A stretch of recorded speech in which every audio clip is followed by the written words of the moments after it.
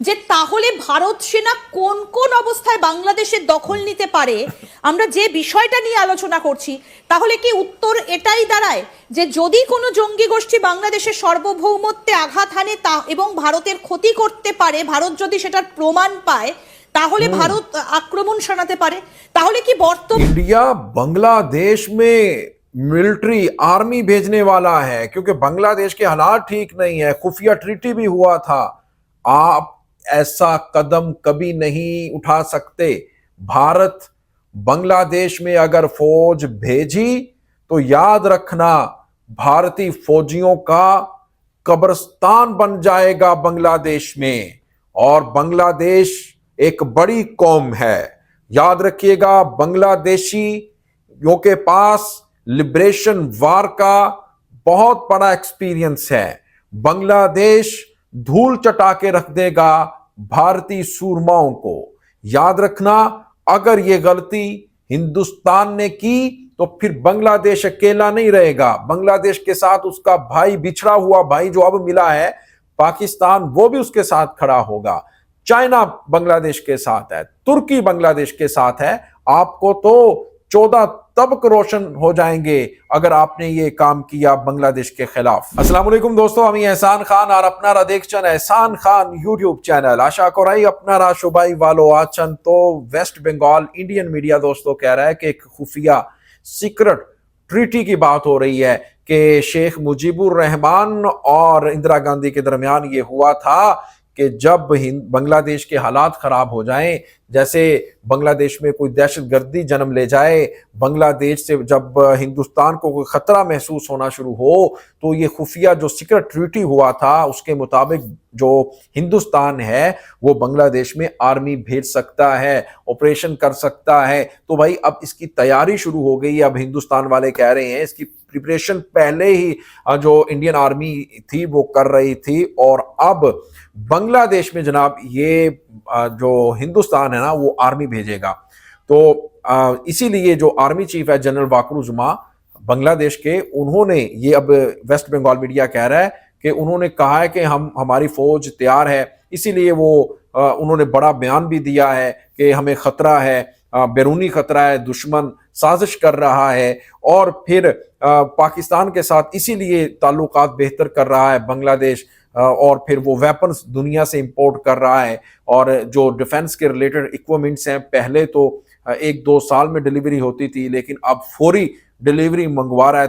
अब पता चल चुका है यानी बांग्लादेश को कि वो यानी हिंदुस्तान हमारे ऊपर हमला कर सकता है बहुत जल्द। तो दोस्तों इसी के ऊपर एक वीडियो क्लिप है, मजीद क्या कह रहा है वेस्ट बंगाल मीडिया और उनके जो डिफेंस के एक्सपर्ट हैं, तो ये वीडियो देखने से ही पता चलेगा। आइए वीडियो देखते हैं दोस्तों, फिर हम इसके ऊपर बात करेंगे। 3, 2, 1 एंड क्यू। যে তাহলে ভারত সেনা কোন কোন অবস্থায় বাংলাদেশের দখল নিতে পারে, আমরা যে বিষয়টা নিয়ে আলোচনা করছি, তাহলে কি উত্তর এটাই দাঁড়ায় যে যদি কোনো জঙ্গি গোষ্ঠী বাংলাদেশের সার্বভৌমত্বে আঘাত হানে তা এবং ভারতের ক্ষতি করতে পারে, ভারত যদি সেটার প্রমাণ পায়, তাহলে ভারত আক্রমণ শানাতে পারে? তাহলে কি বর্তমানে এখন সেই অবস্থাটা তৈরি হয়েছে? আপনি একজন সাংবাদিক হিসেবে কি বলবেন?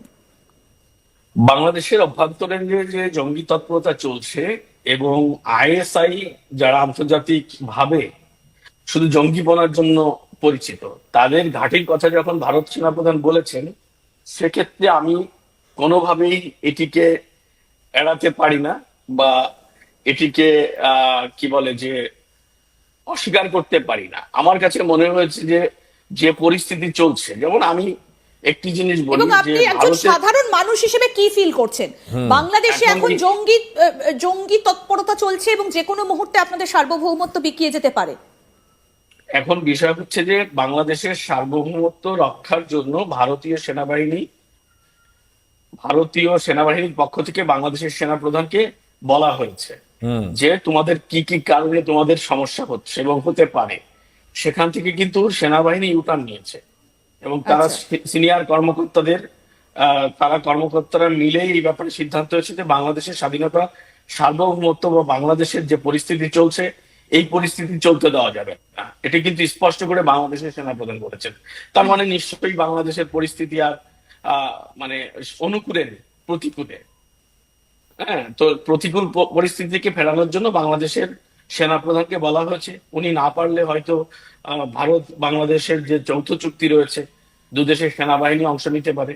কারণ এটা তো ভারতীয় সেনাবাহিনীতে এরকম জঙ্গি দমনে পাকিস্তানের সঙ্গে বিভিন্ন উদাহরণ আছে। বালাকোট স্ট্রাইক আছে, এরকম তাওলিনী স্ট্রাইক আছে।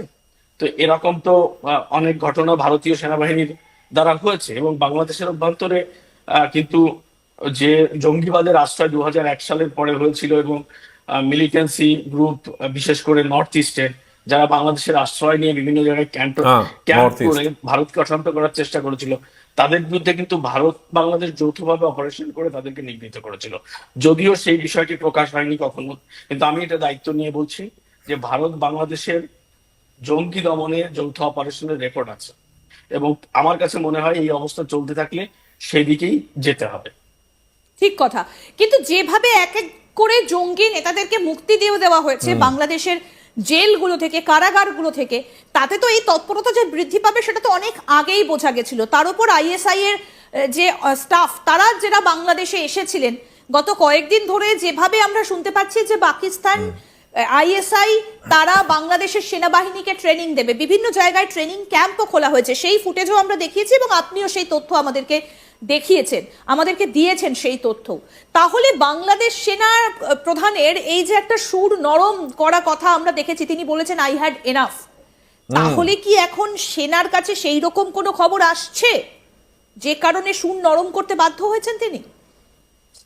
না, নিশ্চয়ই, এটা তো আমি বললামই যে বাংলাদেশ সেনাবাহিনীর সঙ্গে ভারতীয় সেনাবাহিনী তাদের মধ্যকার যে চুক্তিগুলো রয়েছে, ভারতের যে বিশৃঙ্খলা বা ভারতের বিরোধী যে কর্মকাণ্ড বাংলাদেশের অভ্যন্তরে হচ্ছে সেগুলো নিয়ে ভারতীয় সেনাপ্রধান স্পষ্ট করেই বাংলাদেশের সেনাপ্রধানকে অবহিত করেছেন এবং তাকে স্মরণ করিয়ে দিয়েছেন যে তোমাদের সঙ্গে আমাদের যে চুক্তি আছে তার আলোকে আমরা কতটুকু কি করতে পারবো তা কিন্তু তুমি ভালো করেই জানো, বা সেই চুক্তিটি তুমি নতুন করে পড়ে দেখো।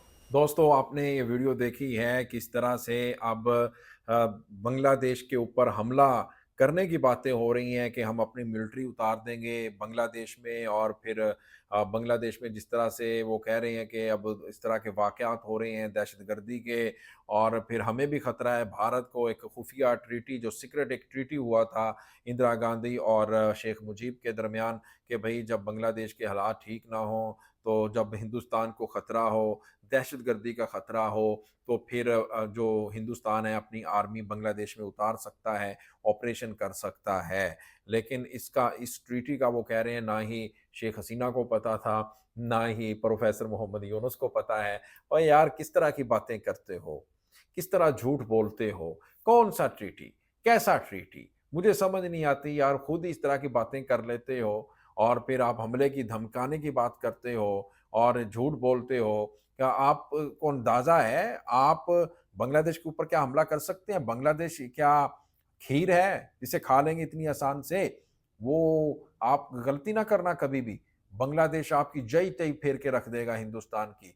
और वो जो 7 सिस्टर कहते हैं ना नॉर्थ ईस्टर्न स्टेट्स, वो सब टूट जाएंगी, यानी हिंदुस्तान के भी 2 टुकड़े हो जाएंगे।